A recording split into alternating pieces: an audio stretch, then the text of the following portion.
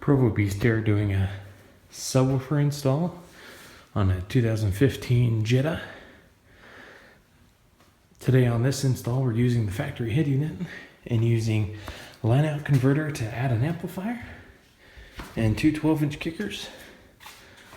It's going to be a basic overview since I have other videos on more in depth. This will be more on the technique that I use and how to efficiently run the cables. Today we'll be running a Pioneer amp with two 12-inch kickers. The purpose of this install would be to add more bass to the factory system. The first step would be to run power to this amplifier, and the way I'm going to do that is I mounted the amp on the back of the seat, and I'm going to run power all the way up to the battery on the driver's side of the vehicle, and the RCA'S and remote turn-on wire will run along the passenger side.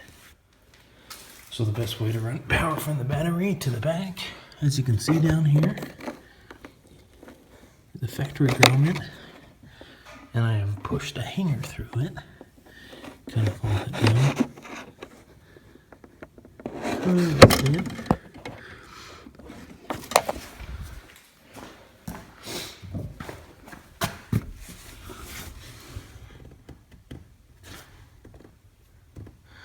So you see where it went through. I just pushed a hanger right through that grommet, and then I'm going to hook the power wire to it and pull it on through the firewall. Okay, so I pulled it through. I just hooked this wire. Actually using zip ties, I should have used tape and pulled it through. Basically just pull the wire through, and the rest is right in here. Now I'll leave enough length under the hood for the fuse and connection to the battery, and then I'll start running it under these panels to the back of the car. Okay, just an update here. So I pulled this up and just tuck the wire up underneath, and just kind of a lip here. I just did the wire tuck all the way back.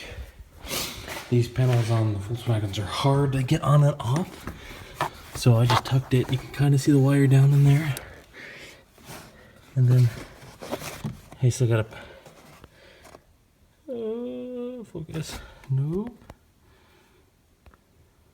There it goes. The seat just pops up if you grab in the back. So I pull the wire out here, and basically it's going to run up to the amp. So I'm going to put these panels back together, and the power wire is run, and I'll do basically the same exact thing, just the tuck method underneath the lip of the panel on the opposite side of the car for the RCA'S and remote turn-on wire. Okay, just an update here. So I went ahead and mounted the fuse, just screwed it right to the firewall here. Cable runs down through the firewall, then down right along the side up here. So I can go ahead and put it right to the positive when I'm ready. Interior panels on the power side are all back together.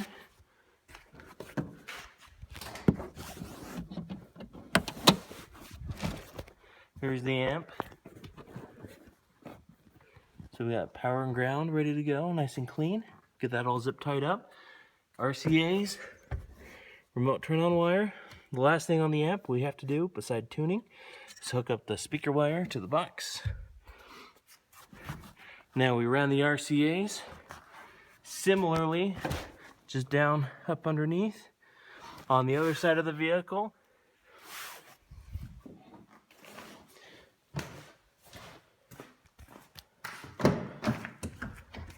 Same thing, so you can kind of see them there. Just the tuck method all the way along. Alright, so time for the interior of the vehicle. At this point, we're going to get ready to run these up inside. Now, basically, I've already pulled this off, but you use a panel tool or something soft so you don't damage the fascia. And you just work this up underneath, and you can see there's clips in the back. Now you got the airbag, so really you can just tuck that right there and be just fine, so you don't have to disconnect it. And then there's just these torque bits. remove those 4 which gain access to the back of the stereo, and that will allow you to gain access to speaker wire as well as the remote turn on. Now in this vehicle it has a CAN bus system, so it's not going to necessarily have an ignition at the source, but this cigarette lighter does. Okay, so I remove those 4 screws, and basically that makes the radio come free. You pull this out, and you're going to notice we'll go ahead and tap into speaker wires, and typically they're the twisted pair, which makes it easier for you to locate them. And we'll pull up the wiring diagram and get the line out converter in. Okay, last update here for up in the center console. I hooked in the line out converter. Basically, look up the wiring diagram. The top 2 are the right rear speaker, and the bottom 2 are the left rear speaker. The purple side is positive, and the green side is also positive. And then the brown side is negative, and the gray side is negative. If you can all see that. So those are 4 back speakers, 2 back speakers, 4 wires. And then I just tapped in line out converter into those speakers. As you can see, these are just grounds that aren't needed. So got those all in and got the RCA'S hooked up to that. Then you run the remote turn on wire down to the cigarette lighter, because that's only on the switch. And the way to get that out, this pops out. Take out 2 screws, and then you can get to the cigarette lighter wire down there, and then use the positive on the cigarette lighter as your remote turn on wire. Okay, got the radio back together, screws back in, just the opposite of how I took it apart. This pops out. There's 2 screws here up underneath, and then you can get to the power point for the remote turn on. Just tap into that, super easy, and we are good to go. If you have any questions about this install, be sure to like, subscribe, and comment, and I'll get back to you as soon as I can.